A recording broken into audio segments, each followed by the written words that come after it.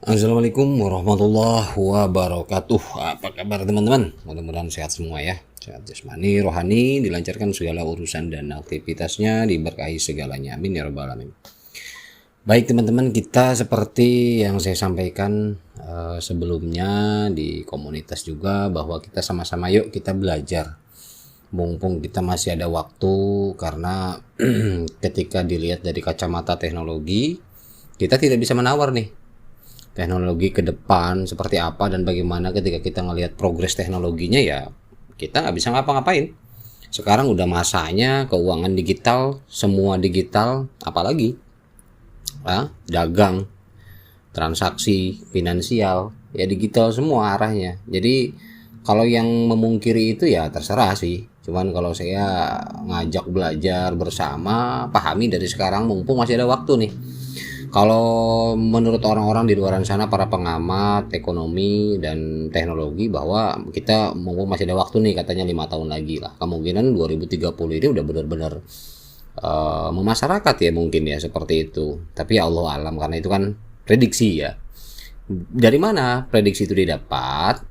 Dari progres yang dilihat ya. Para ahli juga melihat progresnya, bukan berarti mendahului Tuhan apa yang akan terjadi, tidak demikian, tetapi artinya apa yang sudah terjadi dan sedang terjadi ketika itu dianalisa bahwa kemungkinan tahun sekian ini akan mencapai teknologi seperti apa gitu kan. Nah, jadi kita belajar dari sekarang mumpung apa ya, mudah-mudahan walaupun ya kita kalau menyangkut paut masalah umur kita nggak tahu ya, teknologi sampai manapun kalau kita umurnya nggak nyampe ya wassalam kan gitu ya. Mudah-mudahan kita panjang umur.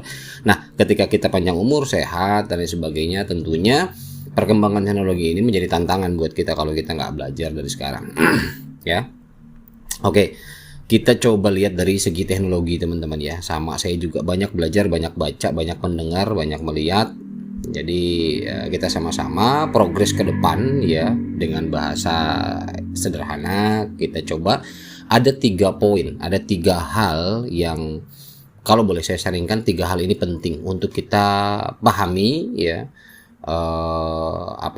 basicnya, bahwa apa yang dimaksud ini, apa yang dimaksud itu, dan dari mana, seperti apa. Tetapi mungkin ini akan menjadi panjang ya, bukan hanya video kali ini aja, tapi next video mungkin ya kita coba terus pahami, kita coba terus gali.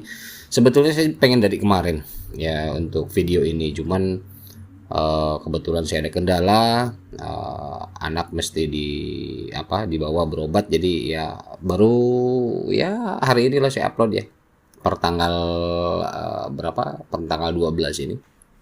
Oke, 3 hal poin ini adalah, yang pertama desentralisasi ya, kemudian yang kedua itu artificial intelligence, kemudian yang ketiga adalah crypto. Ini 3 hal penting ya, 3 hal penting yang harus kita pahami. Memang kalau untuk kripto ini jelas berkaitan dengan nomor poin yang pertama. Cuman yang saya tekankan di sini adalah untuk desentralisasinya. Kenapa saya poin pertama ini penting untuk kita pahami, tidak serta-merta nantinya menjadi sebuah pertanyaan besar ketika kita paham. Nah, saya beri judul decentralized era. Ini artinya adalah di mana masa atau waktunya setiap yang melibatkan transaksi aset itu sepenuhnya dilakukan mandiri. Ya, artinya mandiri ini kepemilikan kita. Ya, memang semua dimiliki. Ya, akun bank juga milik kita gitu. Cuman tidak terdesentral, artinya tersentral. Ada pihak ketiga. Dulu pernah antara desentral dengan tersentral, dulu juga pernah saya bahas juga 2 tahun yang lalu. Tetapi nggak masalah, kita coba pahami lagi. Jadi sepenuhnya ini dilakukan mandiri tanpa melibatkan instansi pihak ketiga ya, atau perantara seperti perbankan lah, kita transaksi melalui bank. Nah, kalau ini enggak, semacam kayak model peer to peer. Peer to peer ini kan bisa jenisnya peer to peer finansial, bisa peer to peer produk barang, bisa peer to peer jasa. Jadi cakupan peer to peer itu jangan hanya kita berkutat masalah produk saja. Disebut peer to peer produk antar produk ya enggak. Produk dengan uang ya enggak juga. Peer to peer ini secara umumnya adalah transaksi antara orang pertama dengan orang kedua. Apapun yang ditransaksikan itu, baik itu uang, ya, baik itu barang atau kripto antar kripto. Nah, itu adalah peer to peer. Ya, jadi kita nggak melalui pihak ketiga lagi, tetapi orang satu dengan orang kedua selesai. Jadi tidak orang satu ke orang ketiga dulu baru ke orang kedua, nah nggak begitu. Gitu, baik secara on-chain ataupun off-chain. Jadi inilah desentralisasi era, maksudnya waktunya atau masanya di mana kita akan seperti itu. Dan kapan itu terjadi? Sudah mulai. Gitu, sudah mulai teman-teman. Karena kalau masalah urusan teknologi yang bisa dilihat kasat mata, mungkin kalau bentuknya PC, komputer, server dan sebagainya mungkin bisa dilihat. Tetapi desentral di sini memang kita bisa melihatnya adalah dalam segi transaksi. Karena kita tidak bisa apakah itu bentuknya merah atau kuning atau apa itu, nggak bisa seperti itu. Artinya desentral ini ketika kita bertransaksi kita akan merasakannya, gitu, tidak melibatkan. Nah, namun di sini kenapa kok bisa ada desentral gitu, diciptakannya desentral, kenapa sih nggak udahlah yang ada aja gitu, ribet amat. Nah, tetapi di sini kan mulai munculnya, kalau teman-teman yang mulai mengetahui sejak lama kripto ya, adanya Bitcoin itu karena memang ada mungkin sebagian orang yang merasa lelah dengan adanya tax perbankan, di mana setiap transaksi itu kena tax kita ya, kena fee lah. Jadi kita transaksi antar bank misalkan 6.500 atau sama-sama bank cuma 3.500, 2.500 misalkan seperti itu. Itu ketika kita dalam satu bulan melakukan 10 transaksi atau 20 transaksi atau 100 kali transaksi atau bahkan 1.000 kali transaksi dikali tax itu udah wow. Nah, sementara itu kemana larinya? Maksudnya kan gitu. Nah, dengan adanya mungkin pemahaman untuk menghilangkan itu bagaimana gitu. Makanya dibuatlah yang namanya cryptocurrency. Walaupun dulu awal-awal bukan kripto, tapi lebih kalau untuk Bitcoin itu kan jenis kriptonya bukan kripto biasa ya. Jadi dulu pernah saya ulas tuh di video sama 2 tahun yang lalu, udah lama juga, perbedaan antara Bitcoin, kripto biasa, kemudian token ya, token yang ada di layer 2, kemudian ya token meme seperti itu kan. Kemudian dulu sempat saya juga untuk masalah apa bedanya dengan Pi Network pernah juga dulu ya gitu. Nah, jadi dengan adanya teks itu gantinya apa? Tetap ada fee, tetapi bentuknya adalah gas fee. Gas fee ini adalah untuk melancarkan transaksi dalam sebuah transaksi di blockchain. Ini blok ini memerlukan gas fee namanya. Ya, ini gas fee. Namun di sini gas fee lebih kecil, lebih murah gitu loh. Walaupun memang tetap ada, anggaplah kita sama nih. Kita transaksi di bank ada fee, di blockchain juga ada fee, tetapi untuk value daripada fee itu sendiri jauh berbeda. Misalkan kalau untuk di blockchain kan blockchain banyak ya. Di blockchain ini cuman 1.000 sekian gitu, atau cuman ada yang 500 sekian, ada yang 200 sekian rupiah gitu. 200 rupiah kalau di rupiah ya, kita kan Indonesia. Seperti itu. Jadi tidak besar seperti sentralisasi. Nah, ini kan desentralisasi kita bicara. Nah, ini yang pertama. Ini yang menjadi daya tarik adopsi para pengembang teknologi, di mana ini memang layak. Selain itu juga dalam bentuk keamanannya ini benar-benar bisa dipastikan lebih aman. Gitu loh, lebih aman. Bukan berarti kita nggak percaya ke bank, tetapi ini untuk segi transaksinya, miss-nya ini betul-betul jauh terminimalisir gitu ya. Karena kenapa? Karena desentral ini ya tadi dibilang peer to peer. Jadi yang bertanggung jawab adalah si pengirim sama penerima. Selesai, sudah, tidak ada pihak yang disalahkan. Tapi kalau kita misalkan ada pihak ketiga transaksinya, nanti bisa-bisa pihak ketiga. Nah, inilah era-era seperti inilah yang sekarang mulai diadopsi juga oleh perbankan, karena memang daya adopsi masyarakatnya mulai semakin meluas karena tertariknya ini, menariknya ini, dan di situ juga banyak sandingan-sandingan, banyak integrasi-integrasi, baik dengan tentu decentralized ini adalah tidak dalam teknologi tertentu, tetapi memang sudah di blockchain gitu loh.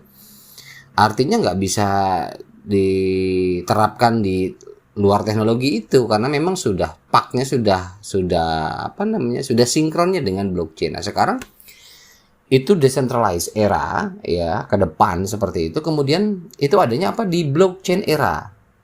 Di blockchain artinya gitu ya. Nah, di mana ketika era blockchain ini ya yang sudah kita alami, sebetulnya kan blockchain ini sudah ada lahir sejak Bitcoin lahir kan. Udah ada lah, artinya sudah berarti dari 2009 ya, udah lama. Namun kan setiap teknologi setiap tahun beranjak sudah pasti ada penyempurnaan. Nah, ini blockchain era di mana masa peralihan teknologi ini ya. Tentu blockchain ini orang kan nanya apa sih blockchain? Nah, blockchain ini sebuah teknologi yang berbasis algoritma komputasi ya, kriptografi yang bermanifestasi pada setiap bentuk kebutuhan transaksi, data ya. Baik sektor transaksi dan data ini kan bisa di sektor ekonomi ya, finansial, perbankan, kemudian desain. Nah, kalau desain kan nyentuhnya apa namanya dengan NFT ya, dengan karena apa ya, nanti kita bahas kenapa kok kriptografi itu ya. Nah, jadi di sini blockchain ini menggunakan teknologi kriptografi gitu teman-teman. Nah, jadi decentralized dengan blockchain ini sudah satu paket yang mampu hampir mendekati sempurna dalam transaksi, dalam segi keamanannya gitu. Nah, di situ juga lahirlah Web3 yang banyak orang di luaran sana gadang-gadang Web3 gitu kan. Dulu pernah saya bahas antara Web1, Web2, Web3, ada videonya khusus. Sama 2 tahun yang lalu juga. Teman-teman boleh digali-gali ya di channel saya. Ini Web3 era ini adalah era baru internet. Maksudnya begitu. Kalau era lama ya Web2. Apa sih bedanya? Apa sih kelebihannya kan gitu. Jadi Web3 ini adalah keterhubungannya antara blockchain ya dengan desentral tadi ya. Di Web3 ini sederhananya sederhananya teknologi yang memang cocok di blockchain lah, cocok di blockchain dan sistem desentral. Ini Web3. Kalau Web2 bukan tidak bisa, tetapi di situ ada kendala-kendala teknis secara sistem yang memang tidak bisa dilakukan di Web2. Nah, makanya Web3 ini ya teknologi internet yang terbarukan disebut Web3 ini adalah cocoknya memang dengan blockchain yang bisa menghasilkan nanti transaksi yang terdesentral gitu. Nah, tapi adanya Web3 ini tidak mengecualikan, artinya kompatibelnya dengan Web2 nggak mengecualikan itu. Bisa Web2 masuk ke Web3 itu jembatannya sudah terhubung, sudah open, sudah bisa. Jadi bukan berarti yang menggunakan Web2 tidak bisa masuk ke Web3, nggak begitu. Web3 ini justru bisa membuka seluas-luasnya. Web1, Web2 masuk ke Web3 itu sudah ada bridge-nya.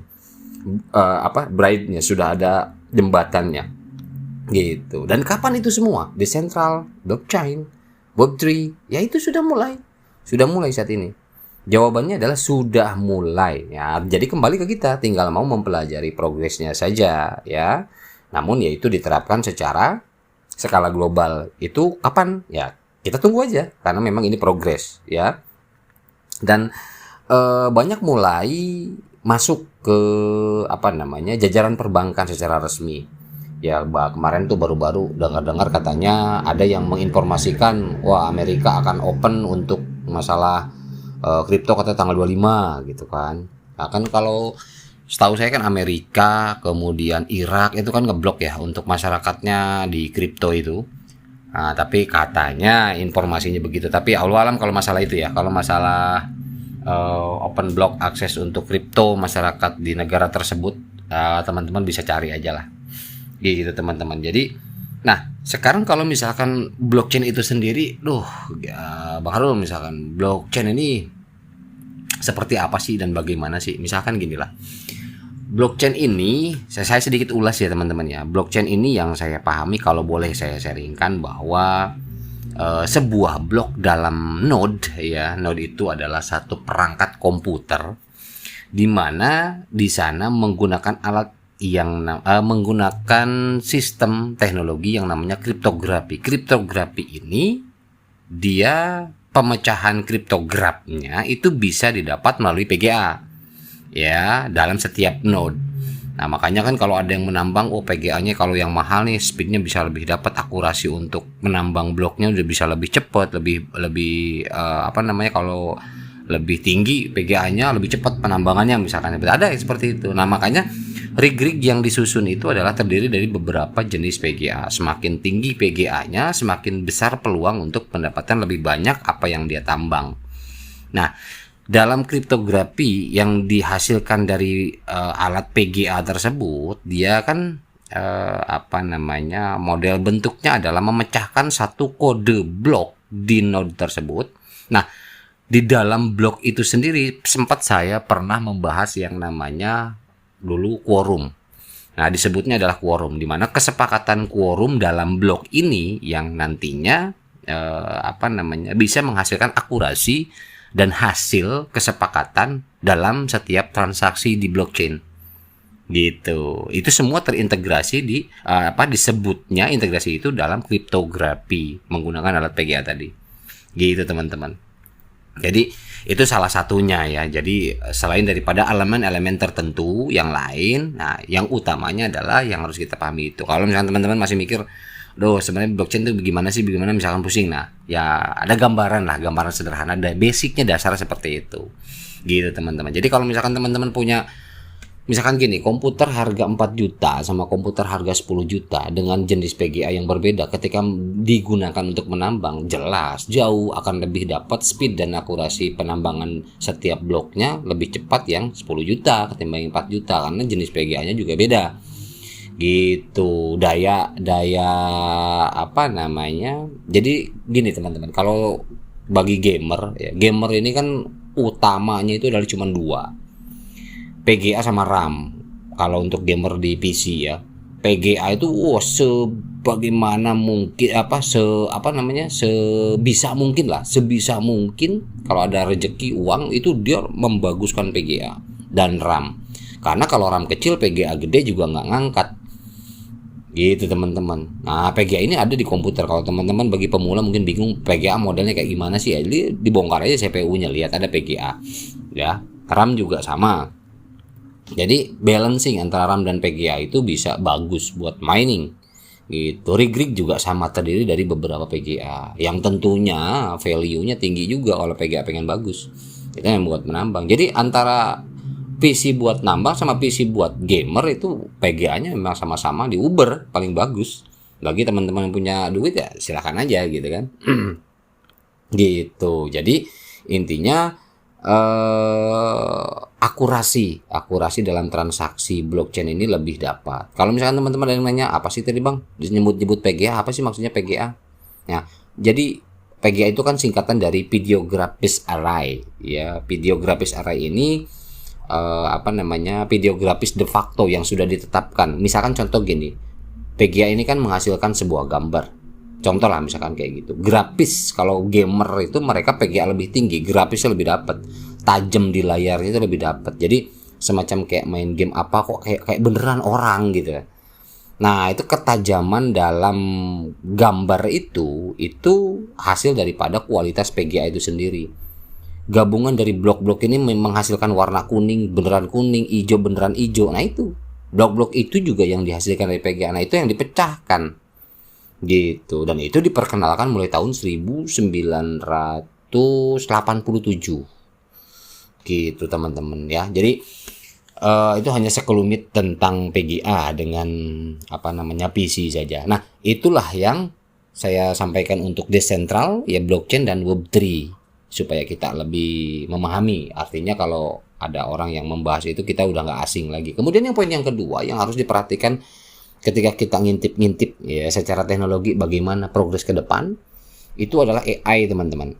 Ya, progres masa depan yang selanjutnya itu yang poin kedua adalah AI. AI itu apa sih? Artificial Intelligence, kecerdasan buatan. Di mana kecerdasan buatan ini dalam satu sistem, dalam satu software, dalam satu program itu hasil dari gabungan kecerdasan manusia yang sudah terekam dalam software itu. Misalkan contoh gini, kita kadang ada project melalui web yang harus menyelesaikan misi ini segala macam, sampai ada pertanyaan di situ, kita harus ngisi ya untuk mendapatkan nanti rewardnya token gitu loh.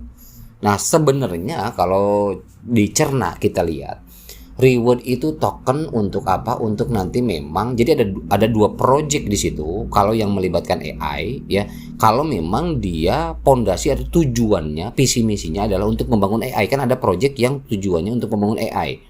Nah, kecerdasan apa yang kita isi di situlah yang direkod nanti buat AI. Tapi kita tidak sia-sia dikasih rewardnya apa? Project kedua apa? Tokenomic namanya. Jadi ada token yang kita bisa nanti jual di bursa ketika listing. Jadi ada yang kita memang memahaminya fokus di tokenomicnya saja gitu kan. Nah padahal dari segi developer mereka bisa sell nantinya. Bisa selling bukan hanya masalah tokenomicnya untuk developer, tetapi teknologinya ini yang mereka bisa sell, bisa jual. Teknologi apa? AI yang mereka bangun. Dari mana bisa membuat AI? Ya dari kita. Gitu loh. Dari kita klik tiap hari, kemudian isi misi di situ kita isi ya, target-target dan lain sebagainya, kemudian rekrutmen segala macam. Itu juga mempengaruhi perkembangan daripada developer yang membuat AI. Itu ada project yang kayak gitu, banyak juga kan teman-teman. Nah, apalagi yang sekarang yang lagi naik daun Devin ya, yang ada di blockchain Solana. Sebelumnya Ton kemarin kan naik daun heboh tahun 2024 akhir ini, blockchainnya Ton ini untuk project yang di mana? Yang di Telegram. Banyak banget. Nah, kemudian sekarang Devin rame nih, tapi basisnya basis ekstensi. Kalau untuk ya mau baik di Node ataupun di PC ataupun di handphone, memang dia ada jalur kita untuk aksesnya PC extension ya. Di extension ini ada langkah-langkahnya seperti apa dan bagaimana. Makanya saya pernah bahas juga kan, membuat tutorial ya. Nah, artificial intelligence ini memang tetap menimbulkan dua, ada positif ada negatif. Nah, untuk yang positifnya teman-teman mungkin bisa merasakan sampai kayak nanya, ngomong aja, komunikasi udah kayak orang. Kita nelpon udah nggak ribet gitu loh, nanya. Misalkan, hey AI, saya mau pergi ke sini misalkan. Kira-kira kalau perkiraan bagaimana? Tahu nggak macet apa segala, misalkan contoh lah, itu mah bukan berarti bisa ya, saya nggak tahu bisa sejauh mana AI. Kalau teman-teman yang praktekkan saya nggak tahu kan, teman-teman yang praktekkan, tetapi misalkan kita menanya sesuatu itu mudah. Contoh lah gini, AI ini bisa menghasilkan uang. Kenapa kok bisa menghasilkan uang? Contoh, teman-teman bikin YouTube, misalkan bikin channel, bikin short video pakai AI. Kita cuma ngetik aja di AI tersebut, tolong buatkan video pendek tentang dia bikinkan videonya. Terus kita nggak perlu edit, kita download aja dari AI tersebut hasilnya, kita langsung upload, lolos monetize. Itu salah satunya. Kemudian contoh, kita bikin musik jenisnya apa, liriknya seperti ini, minta misalkan AI yang satu tolong buatkan lirik, keluar. Setelah keluar kita minta buatkan musik untuk lirik ini, musik jenisnya ini, jadi selesai, udah upload, jadi gimana nggak jadi duit? Simpelnya kan begitu. Itu AI, itu positifnya. Dari kualitas ya, akurasi, itu AI luar biasa. Bahkan AI kalau diterapin di robot luar biasa akurasinya. Akurasi apa? Contoh, akurasi nembak. Kalau ke jidat ya jidat, misalkan ke kuping, misalnya seperti itu. Makanya, waduh, ngeri lah teman-teman untuk AI ini. Nah, tapi AI ini tentu kita harus pahami bahwa di sini diadopsi data, big data namanya. Makanya kan heboh-heboh big data. Ya memang tujuan akhirnya AI, kecerdasan buatan nantinya. Jadi kecerdasan kumpulan dari otak-otak manusia nih, dari berbagai negara, ratusan negara, itu dikumpulkan dalam satu teknologi yang namanya AI. Jadi wajar kalau dia kayak Google, nanya apa aja bisa, dan gitu. Nah itu positifnya. Tapi kita bisa manfaatkan. Kadang teman-teman kalau saya kemarin ngisi matematika ya, ini jujur aja, ini ada anak saya matematika, saya juga rumus itu lupa karena udah lama bener gitu loh. Namanya udah puluhan tahun kan. Ini rumusnya apa, bagaimana? ketika saya pakai AI dikasih rumusnya ini, oh iya baru inget lagi, akhirnya apa, itu membantu juga ya, mau apapun ya. Cuman ya itulah khawatirnya sekarang, udah kalah udah guru. Tapi kalau dimanfaatkan anak sekolah rajin ya, rajin berguru lah kayak AI misalkan seperti itu hasilnya juga luar biasa nanti gitu teman-teman. Itu positifnya. Nah apalah intinya, apapun bisa gunakan AI. Mau ngetik dibantuin ngetik kek, bantuin apa kek, udah bisa sekarang, udah jalan. Tapi negatifnya adalah ini yang saya takut juga dan memprihatinkan lah, mulai dari sekarang mulai kelihatan dan berasa ya, banyak diterapkan di dalam kehidupan manusia. Itu apa? Kenapa negatifnya? Yaitu lost human manifest of productivity. Lost human manifest of productivity ini diantaranya apa? Kalau misalkan ada orang atau karyawan sebagai customer service, itu udah hati-hati. Kemudian desainer, sekarang teman-teman mau bikin desain model gimana, minta AI jadi, yang belum pernah diciptakan sebelumnya misalkan. Kemudian driver, supir, udah jelas di Cina satu kota nggak ada supirnya. Kalau butuh taksi, mobilnya aja jalan pakai handphone. Itu di Dubai juga begitu, mobil udah jalan sendiri nggak ada supir. Mau apa coba, itu AI semua.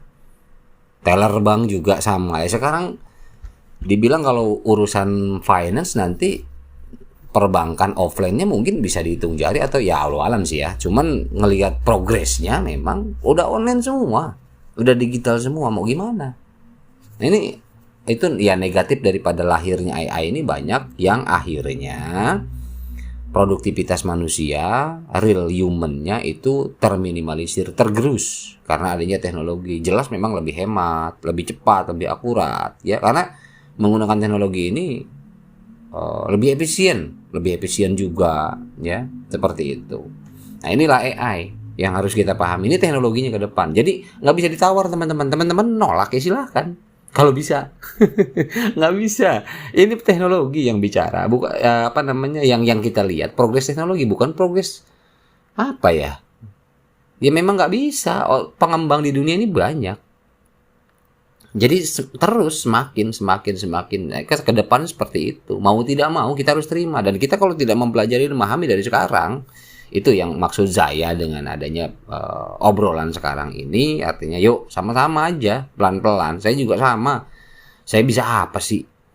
Gitu loh. Dan saya memahami ini juga bukan berarti mungkin ya maaf ya, mungkin Bang Harun mau katanya udah ada juga tuh yang salah melihat, salah memahami. Wah ini YouTuber begini, oh dia mah udah enak segala macam bla. Ya Allah. Kadang ada yang salah mengartikan. Ya sama, hidup saya juga masih biasa-biasa aja. Ya. Kadang ketemu sulitnya, ketemu enaknya, sama lah seperti nggak ada. Kalau YouTuber luar mungkin yang sudah itu ya oke lah. Dia lebih membahas seperti ini lebih apa ya, mungkin dari segi wawasan lebih luas. Tetapi ya kita sama-sama di sini belajar gitu teman-teman ya. Jadi bukan berarti saya memiliki teknologi ini sudah apa segala macam, tidak, tapi kita belajar bersama memahami. Memang seperti itu ya. Silakan teman-teman cari juga di Google ya, di YouTube mungkin ya. Silahkan tentang materi-materi seperti ini, karena penting gitu loh untuk dipahami. Nah ini yang kedua, AI. Yang pertama tadi blockchain yang terdesentralisasi dan Web3, yang kedua AI. Nah yang ketiga adalah cryptocurrency. Ini penting, sangat-sangat penting teman-teman. Karena kenapa? Seperti yang di judul saya bilang, cryptocurrency akan menjadi alat transaksi secara global. Ya jelas. Ya kalau bicara seperti itu sih memang sekarang juga udah global ya. Jadi artinya kan gini, BNB bisa diakses di negara mana aja bisa kok. Ya kalau kita punya, mau beli ya bisa beli, mau jual kita bisa jual di mana aja, kita standby di negara mana aja bisa. Lawang bursa aja bisa diakses di mana aja kok. Kan gitu. Betul memang sudah global, tetapi maksudnya artinya ketika transaksi ke produk dan jasanya ya secara real payment, pembayaran real secara option di toko, terima, itu akan semakin meluas, semakin memasyarakat. Untuk saat ini kan yang toko-toko offline penerima cryptocurrency masih bisa dihitung, nggak terlalu banyak. Negara-negara maju saja paling, berkembang mana? Jarang. Gitu loh. Terlebih kayak Irak, Amerika kan nutup sebelumnya. Cina nih udah mulai. Cina juga nutup. Cuman Cina udah mulai tuh sekarang. Karena memang sudah mulai ini ya. Teknologi blockchain ini sudah masuk ke perbankan. Karena kalau tidak seperti itu ya udah kelindes perbankan itu.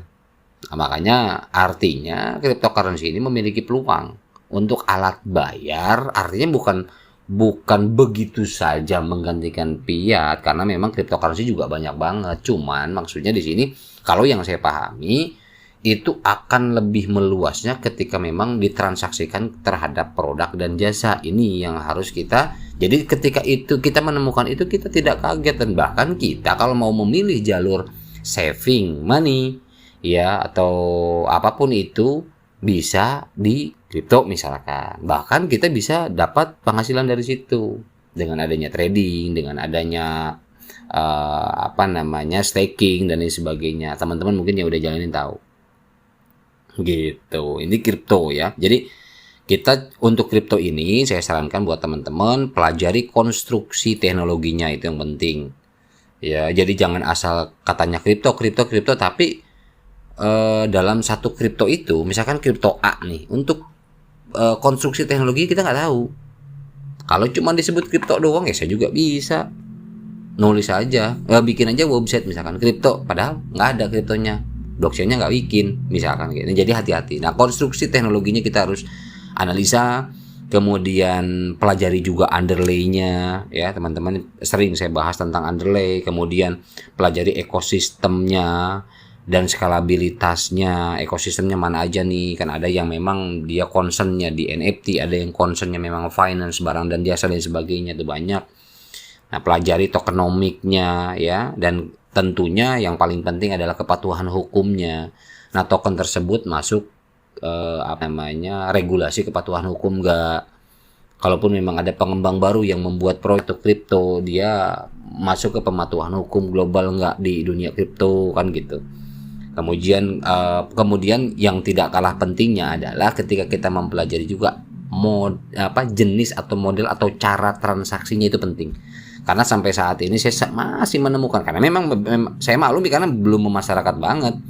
Cara transaksi beli di bursa, jual di bursa, gas fee-nya berapa, cara ngeceknya bagaimana, kemudian nyimpen smart contract di wallet seperti apa, antara perbedaan cold wallet dan hot wallet itu apa, untuk cara transaksi antar blockchain yang pakai Brite-nya seperti apa, kan gitu.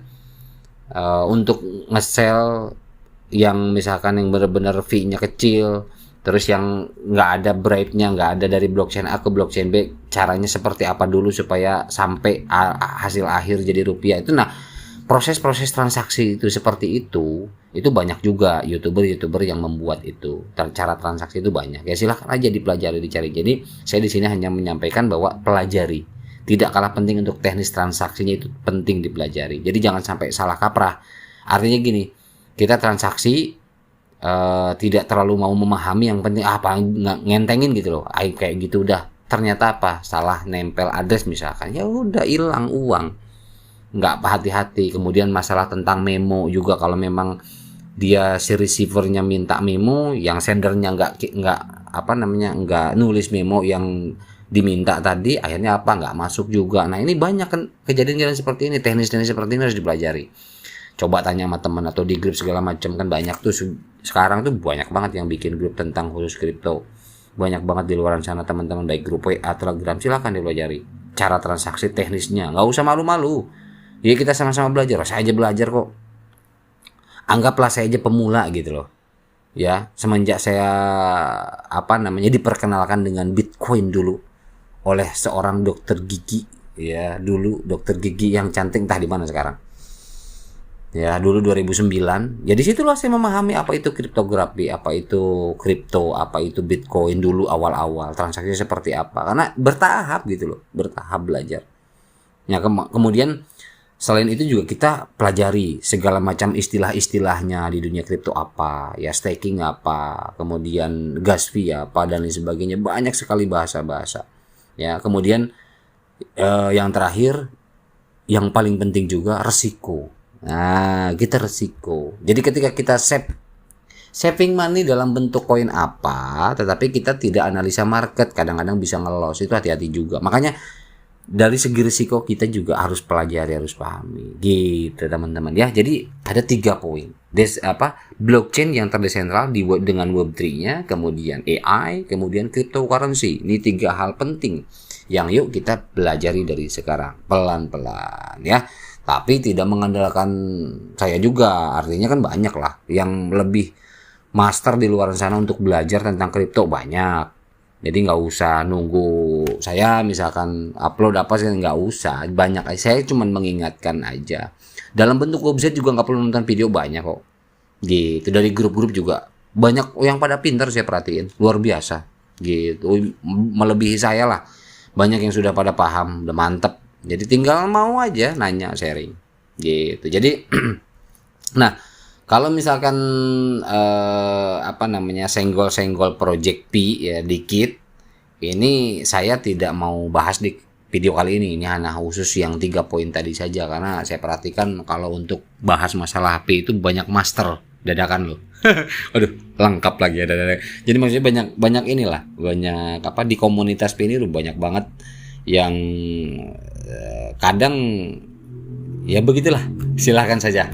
Saya nggak banyak kesana kemari, intinya terlahir master-master baru semenjak adanya Pi ya. Cuman ya itu artinya kalau saya sih menginginkan teman-teman yang ngikuti channel saya tidak hanya master di Pi saja, tapi coba perdalam pengetahuannya di luar itu. Karena kenapa? Karena ini menyangkut global, kita berbicara masalah teknologi, bukan hanya Pi saja. Kalau Pi mah kadang saya ngomong begini-begini juga banyak yang lebih, "Nah, Bang, ente begini-begini ya," gitulah. Jadi banyak lah ya. Oke, kesimpulannya itu aja teman-teman. Kesimpulannya adalah kripto akan menjadi transaksi dunia melihat ke depan ya. Kemudian bursa juga itu kemungkinan akan menjadi bank digital untuk currency daripada yang disebut kripto tadi. Oke, itu aja ya. Jadi persiapkan diri kita masing-masing. Silakan. Mohon maaf video kali ini sangat panjang ya, tetapi yang mudah-mudahan ada manfaatnya. Saya ya lagi-lagi ini kadang-kadang serba salah, kependekan, banyak yang protes, panjang juga disebutnya saya cari jam tayang.